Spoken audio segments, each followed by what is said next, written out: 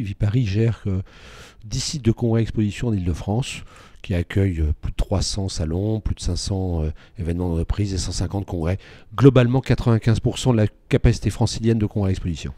Alors, la raison pour laquelle on a rejoint, et Viparis a rejoint l'association, c'est que globalement, dans le tourisme, il n'y a jamais eu de structure interprofession.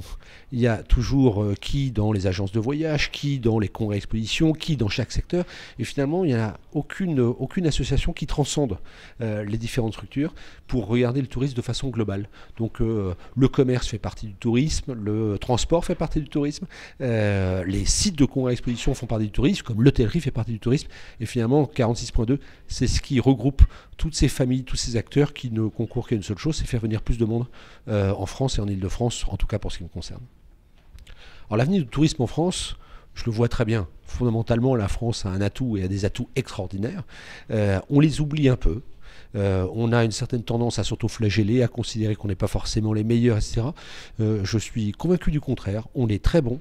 On a des atouts fantastiques. On a une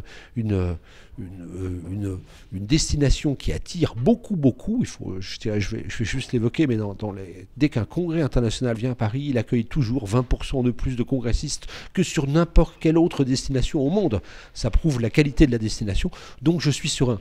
Ensuite, il ne faut pas se reposer sur nos lauriers parce que, comme le disent beaucoup de nos confrères européens, nous, on vous regarde et notre seul objectif, c'est de vous battre. Eh bien, il ne faut pas se laisser battre et il faut continuer à avancer.